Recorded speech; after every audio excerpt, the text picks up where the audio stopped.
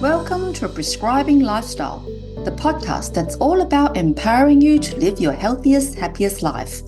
I'm your host, Dr. Avi Charlton, and each week we'll dive into the latest research, practical tips, and inspiring stories to help you optimize your well-being.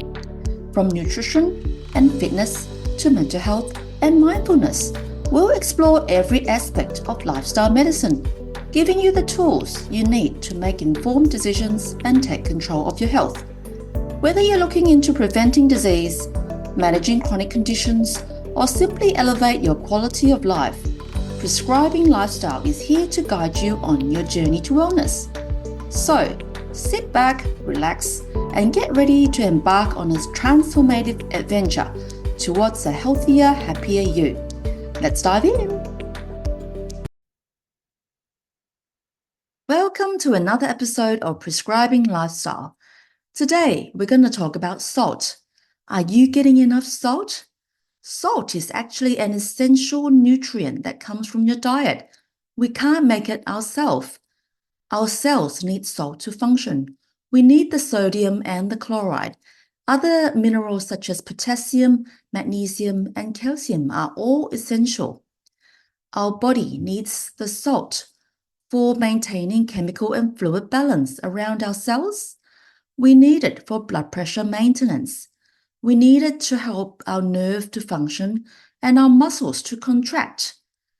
Your body controls the sodium level very tightly by your kidneys, your nerves, and the adrenal glands, and usually it doesn't go too high or too low.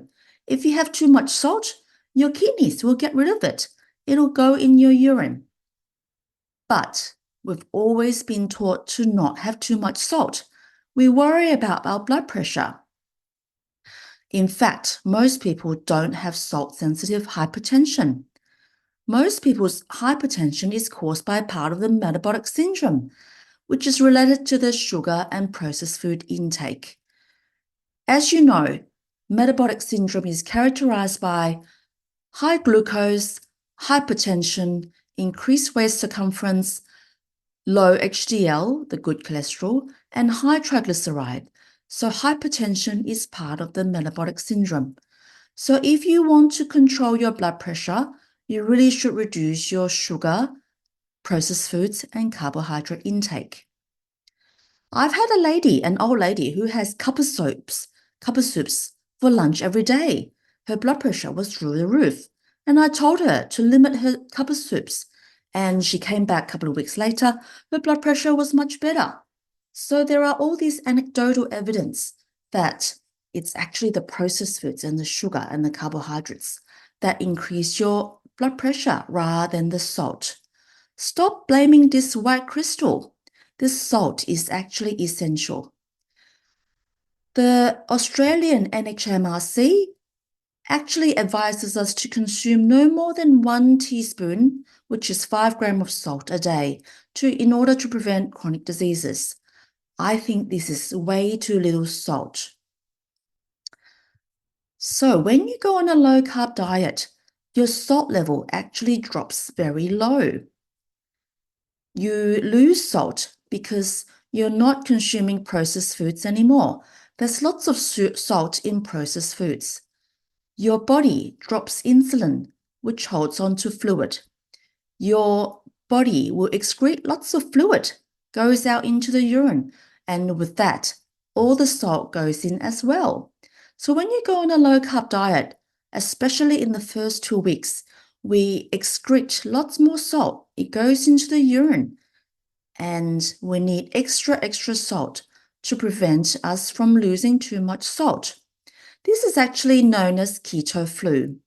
When you have keto flu, especially in the first 2 weeks of transitioning into a low-carb or keto diet, you can get extra tired, fatigue, headaches, muscle cramps, and dizziness.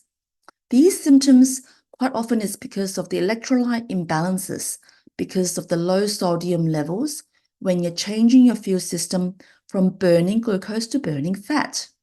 So, to avoid keto flu, especially in the first 2 weeks of going on a low-carb diet, have extra salt. Or you can have electrolytes added to your drinks. When you go on a low-carb keto diet, the insulin level drops. We want the insulin level to drop so we don't keep storing fat.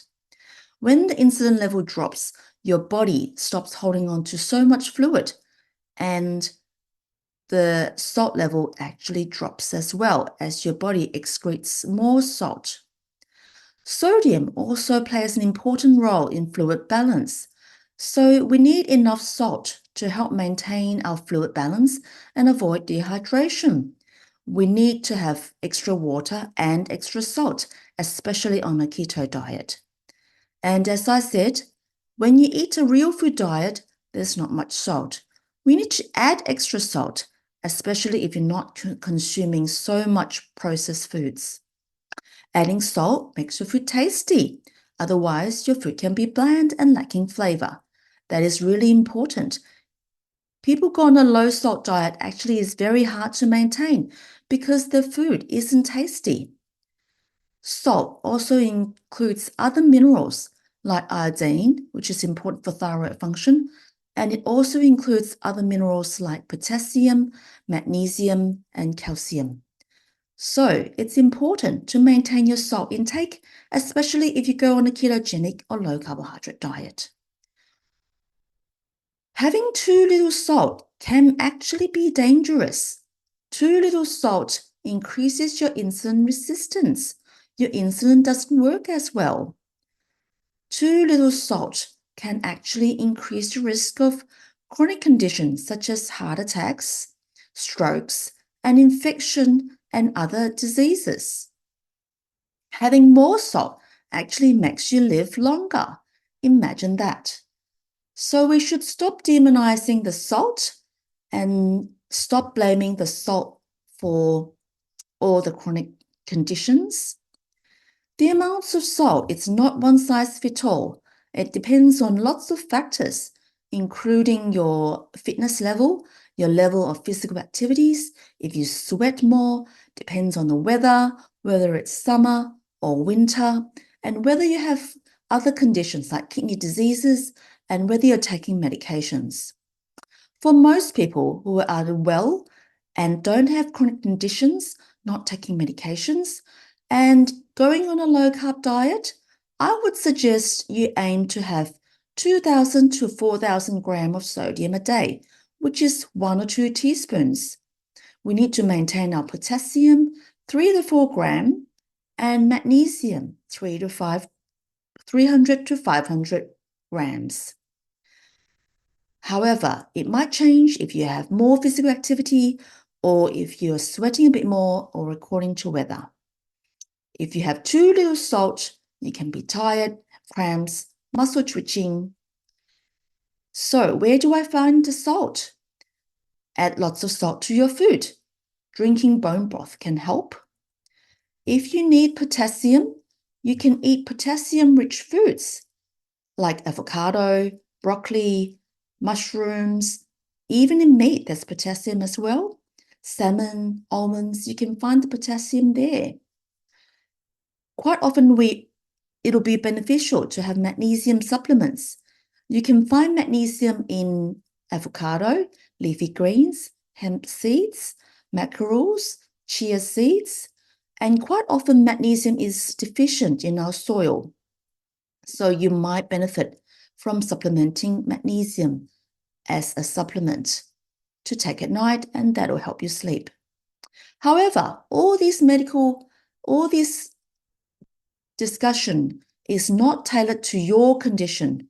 You might need to consult with your healthcare professional to have tailored medical advice. You can come in to see me, or you can see your own doctor and discuss whether you need extra salt or you need to restrict your salt according to your medical condition. So I hope this episode triggers your insight into your salt intake. You might want to look into a bit more, or you can come in to consult me for tailored medical advice. And let's hope we stay healthy. Thank you for paying attention. Bye.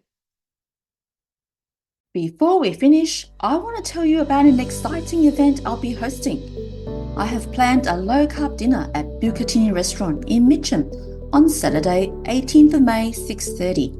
Please join us in this event with delicious food, inspiring conversations, and practical insights on how to live a low-carb lifestyle.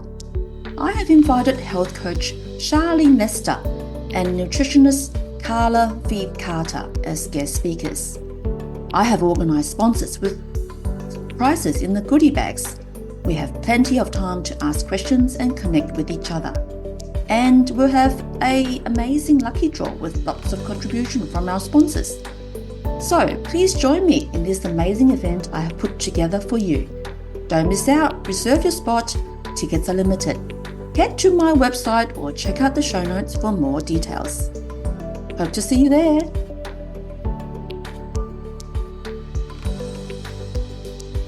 Thank you for tuning in to another episode of Prescribing Lifestyle. We hope you found today's discussion insightful and motivating. Remember, your health journey is a marathon, not a sprint. Implementing small, sustainable changes over time can lead to sustainable improvements in your well-being. Remember, these podcasts are not to be treated as medical advice. You should see your own doctor for medical treatment, or you can come in to see me in my clinic in Melbourne Low-Carb Clinic, face-to-face or telehealth Australia-wide. If you have enjoyed today's episode, please subscribe, rate and review us on your favourite podcast platform. Your feedback helps us reach more listeners and continue bringing you valuable content. I also want to invite you to head to the website of Melbourne Low-Carb Clinic to download a free ebook and join my free community on Facebook. Stay connected with us on the socials. And don't forget to share this podcast with your friends and family who might benefit from our discussions. Until next time, keep prioritizing your health and embrace the power of lifestyle medicine. Take care and see you soon on Prescribing Lifestyle.